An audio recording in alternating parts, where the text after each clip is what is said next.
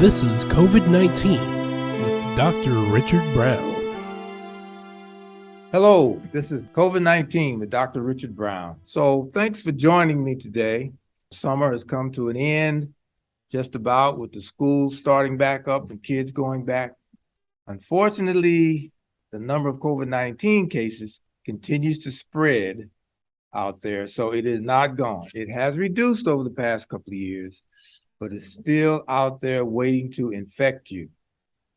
So today I'd like to do a recap of COVID-19 and an update on the fight against this deadly disease. Now, last week we did a town hall meeting at the Fabric Lab here in Omaha, Nebraska. And it is there that we had the public in, and we talked about this update that I'm going to provide to you today, and had question and answer about those things that the public had questions about. So I'm going to start from a basic standpoint, much of which you already know about. You've been living with COVID for the past couple of years here, living with the fact that it's out there and all of the things that people have been saying for and against it. And so you have a basic understanding of what I'm talking about, but I'm going to go to a place where it sort of gives you a brand new zero level or beginning level, just to bring us up to where we are today. So first of all, we know that the coronavirus is an infectious disease caused by an invisible organism that infects the upper respiratory system of the human body, including the lungs. Basic. So we also know that the virus can spread from an infected person through their mouth, through their nose, by way of small liquid particles. When people talk, when they cough, when they sneeze, when they speak, when they sing, when they breathe, any of these avenues may have these small particles that will contain the virus, which is why we talked about keeping away from people a certain distance. So to provide you with just a short history of this pandemic, remember, not too long ago, March 11th, 2020, the World Health Organization declared that the coronavirus infection was indeed a pandemic. It occurred and was found all across the world, the globe. So by December 9th of that same year, the U.S. had its single day of death at 3,000. 3,000 people died on that single day in December 9th, 2020. But by December 14th, we had our first vaccine, which was developed by Pfizer. So that's a short period of time. So between March 2020 and December 14th, we've got our first vaccine. That's a short period of time to develop a vaccine for a disease that we didn't know a lot about at first. So then the first shots came available and went to the hospitals, went to the frontline healthcare workers, and also to long-term care facilities, because we knew those were the most vulnerable populations and they were on the front line. So hope was born during that time. I mean, this worldwide nightmare we thought was over or about to be over, because now we've got a vaccine. But in April 19th of this year, 2022, CDC lifted the mask mandate for the airlines and for the travel. And this took place because a 34-year-old Trump-appointed judge said that it needed to be done. It was based upon a legal opinion, not a public health or scientific opinion. So, as we speak, as we spoke last week, which is around August 23rd, the total cases worldwide were 601,254,050. These are the number of cases worldwide. The number of deaths worldwide was 6,472,851. Now, the total cases in the U.S. was 95,345,858. The deaths in the U.S. as of last week was 1,065,569. That's a lot of people that have died from this virus. So it is serious, no matter how you look at it. This is a serious disease and should be recognized and understood and adjusted to. The total number of cases in Nebraska, where we live, as of last week was 529,769. The total deaths was 4,445 in the state of Nebraska. Now in Douglas County, where we're located, Omaha, the total cases were 166,312. The total deaths in Douglas County was at 1,161. Those that were hospitalized as of last week was 143. So we've learned a lot about this disease, but there's still some myths out there. Some of them have been dispelled. Some of them are still floating around. But I wanted to go through the myths just to bring you up to date as to where we are now. So one of the first myths I want to bring attention to was that the vaccine themselves cause COVID-19. Well, that's not true. However, 36% of the unvaccinated adults believe this, and 41% of unvaccinated Blacks believe this, but it's just not true.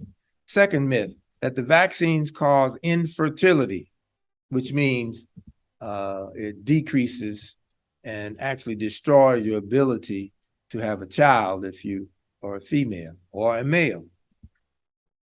So 29% of the unvaccinated adults believed this myth.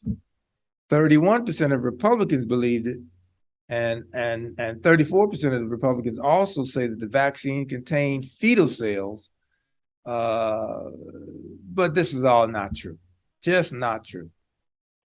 The next myth was that the vaccine changes your DNA and that you should not get vaccinated if you have had COVID already.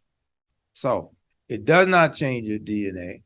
If you've had COVID, you should get vaccinated anyway because you can become reinfected. So just because you've had COVID does not mean that you can't be reinfected. I mean, think about the flu. Every year, the flu comes and kills about 60,000 people in this country. But we develop a new flu vaccine every year, and you should get your vaccination every year because the virus keeps mutating. And so it is not true that once you get COVID, you don't have to worry about it. Another myth is that the unvaccinated, especially among the Latino population, they think it costs them some money, that it's going to cost some money that they do not have, and that if they're undocumented, that they may be deported. Well, this is all not true as well. It doesn't cost anything to become vaccinated. Every citizen, every non-citizen, every human being can be vaccinated in the United States at no cost. So let me continue with a few more myths. So some believe that you can't trust COVID-19 vaccine because they were rushed. They developed the vaccine too fast. And so I want to say that there was new technology used along with an enormous amount of money that was injected into the system, both to the scientists and manufacturers, that made it happen so fast. So between March of 2020 and December of 2020, the vaccine developed because millions and millions of dollars were put into the system to develop this vaccine. Also, is that this is not the first coronavirus that we have. Remember, it's COVID-19. So we've had COVID 1, 2, 3, 4, 5, 6, 7, 8, 9, 10, 11, 12, 13, 14, 15, 18. So scientists know about it and have studied this. And so it was not rushed that fast. It was rushed to develop a virus against COVID-19, but the processes that go into developing vaccine have been around for years and years, and specifically as it relates to COVID. Another myth is that the vaccines are not safe. The vaccines are safe. As a result of people getting vaccinated, thousands and thousands of people have not died, thousands have not become ill, and thousands have not become hospitalized because the vaccines do work. Think about it again.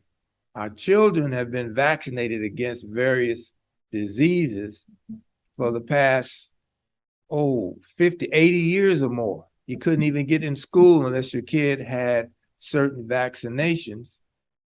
And so vaccinations work, they're real, they save lives. And so it's a myth that it does not. And then there was the vaccine that they said causes microchips. This is truly not true.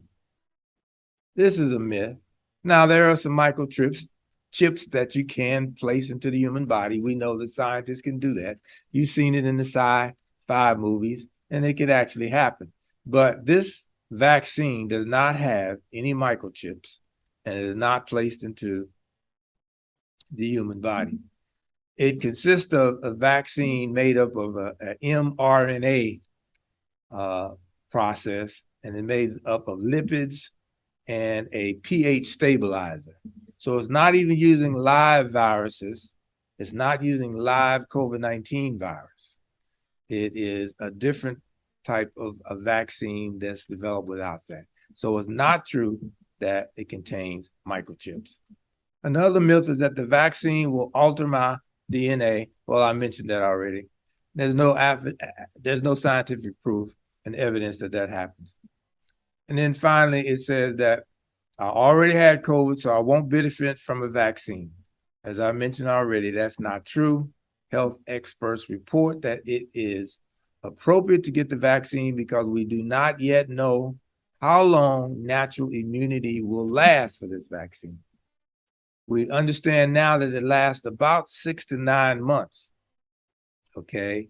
Which means that every 6 to 9 months, for what we know now, is the time frame by which the vaccine wanes or wears off, and you may need to get a new shot. Okay, a couple of more myths. So the survival rate is so high that I don't need the vaccine, meaning that, people get it and then they don't die, they get sick a little bit, but then they come back, and so we don't need to get it. Well, it is true that most people will recover. But as I said already, 6.5 million people worldwide have died because of COVID-19. The diseases can cause long-term effects such that damage the lungs, the heart, and the brain. The vaccine protects people all around you as well. Another myth is that once vaccinated, I won't have to wear a mask or exercise social distancing. Not true. Even though you're fully protected, perhaps by having, your shot and your booster, full protection doesn't take place until about 3 weeks after you get your second shot of Pfizer or Moderna. And it is not clear that the vaccine protects against people who have asymptomatic infections. This means that people may have the virus, but they have no signs, no visible signs that they're infected. They don't have a headache. They don't have achy muscles. They don't cough. They don't have the other symptoms. And so we don't really know how long the vaccine protects those individuals. And so another myth is that now that we have vaccines, the pandemic will be over soon. Absolutely not true. It has been now going on 2 years, almost 3 years now, that we've had the vaccine. Many people have been vaccinated, but there's still variants taking place. And so it's not going to be over soon, not until we achieve something called herd immunity. And herd immunity takes place when the entire population of about 90% have been vaccinated. That's herd immunity. Until that takes place, the virus will continue to mutate. Right now, I think the country is only at about 72% vaccinated. So the virus has places to jump to. It's always looking for new places to jump to do what it does, which is to stay alive and to duplicate and then eventually kill its host. And so finally, the Tuskegee Tuskegee Experiment. Well, yes, the Tuskegee Experiment did take place. It did happen. But there's been lots and lots of fail safes put in place at this point that I don't think that'll happen again. I've been to Tuskegee. I've met some of the syphilis experiment persons involved, and lots of elected officials and government officials, and I worked in government for a while. So I feel pretty confident that the Tuskegee Experiment type situation will not take place again. So now I want to talk about a few facts. We got the myths out of the way. Let's talk about some facts. Now, the facts are that the top sources of information on vaccine for unvaccinated adults are cable TV, network, local TV news, friends, and family. But their misconceptions could still mostly be coming from social media. Social media produces a lot of stuff. Matter of fact, people from 18 to 29-year-olds get most of their information from social media. That's according to Kaiser Permanente. Fact: doctors, nurses, community health workers, and pharmacists are both important sources of information for unvaccinated Americans and trusted managers. They have a special role to play in their communities, clearing up the myths about vaccines that remain among the most hesitant groups. Now, I mentioned something about variants. In the beginning, we had COVID-19, March 20th, right? So by 2021, a variant appeared among the virus called the Delta virus. By 2021, later part of the year, the Omicron variant, which is a subset of the Delta, appeared. And in 2022, scientists have now discovered an additional variant, BA.5, which is more deadly than the Omicron and the Delta before. It gets you sicker, but it doesn't have some of the effects such that because we have the vaccination and because we know more about how treating it, it's less dangerous from the standpoint of those ultimate disasters such as death, but it is more infectious.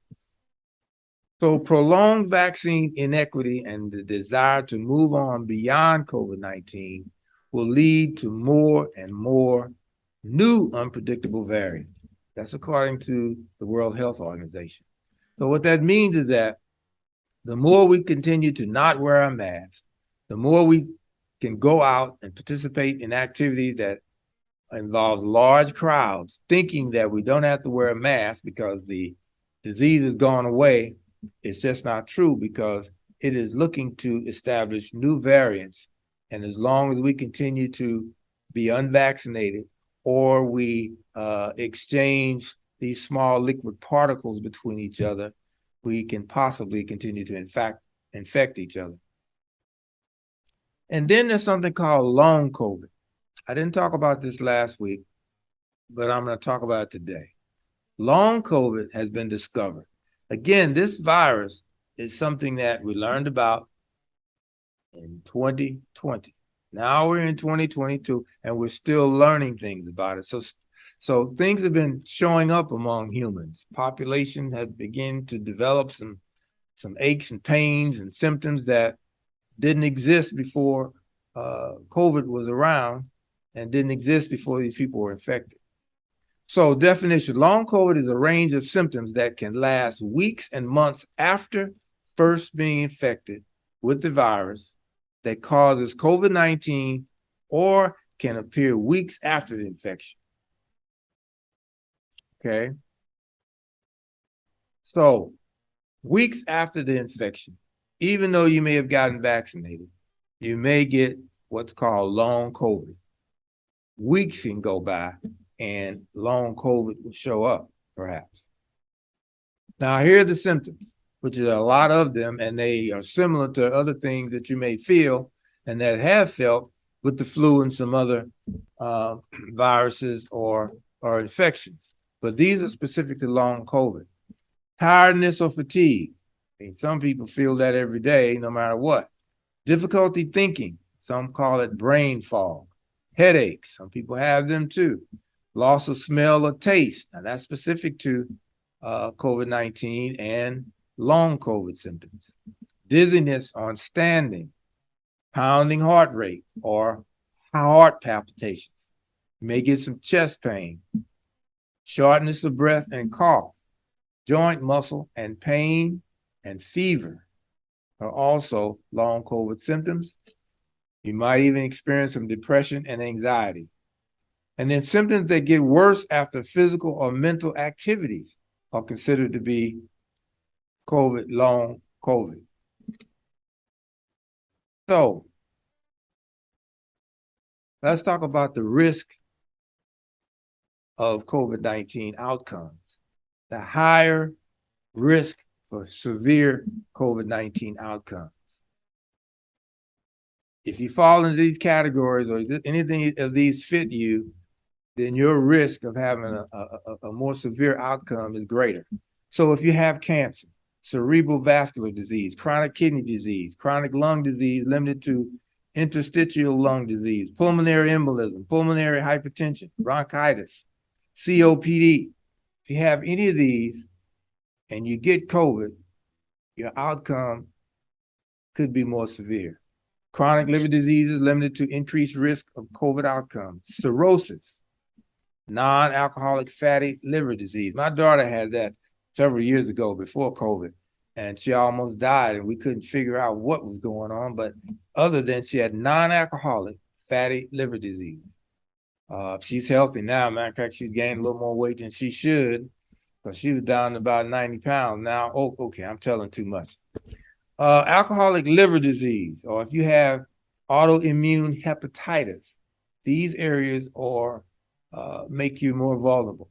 Cystic fibrosis, diabetes, mellitus, type 1 and type 2. Type 1 and type 2. Many people in the Black community are subject to and victims of diabetes type 2. And I say victims, although they don't have to be victims, because type 2 diabetes can be curable among certain people. And that's a whole nother segment, but it has to do with your lifestyle in terms of what you eat and the exercise that you do and how you conduct yourselves to be rid of type 2 diabetes. But disabilities, any of these disabilities that you have, make your risk for COVID-19 to be more severe. And that's cerebral palsy, limitations with self-care or activities of daily living, learning disabilities, spinal cord injuries. If you have a heart condition such as heart failure, if you've got HIV or any mental health disorders, then you're at risk. Neurologic conditions limited to dementia, you're at greater risk. Pregnancy and recent pregnancy causes you to be more at risk if you catch COVID-19. Smoking, current or former smokers, if you fall into that category and you get COVID-19, your severity is greater. And with the remaining time I have, I just want to go through the booster. And this is going to be around for a while. So just want to make sure we understand what's going on with it. So who should get a booster? And a booster, of course, is the shot that you get after you get your first COVID shot. Anyone 12 years and under can get a booster. Who could get a second booster? Anybody that's 50 years and older should have a second booster. And when should you get your booster? At least 5 months after completing your primary COVID-19 vaccine series. And so the series may be 1 shot with Moderna, maybe 2 shots with Pfizer. And as they have developed additional series, it may change a bit again because we're still learning and things are changing. Although people try and say, oh, they didn't tell the truth. CDC didn't do this, and Dr. Fauci did. Well, they were learning as the disease progressed.